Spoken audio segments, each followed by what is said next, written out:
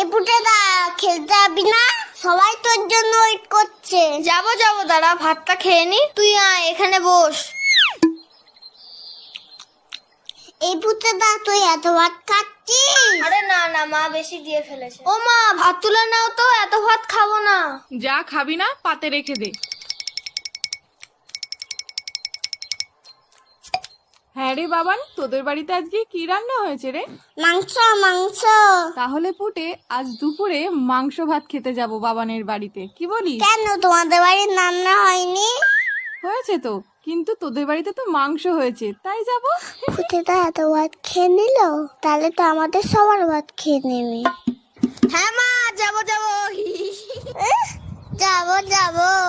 না আমি তো মিথ্যে কথা বলেছি। বাবা তো পচা কাতলা মাছ এনেছে বাজার থেকে। আমি এখন যাই, সবাই আমাকে খুঁজে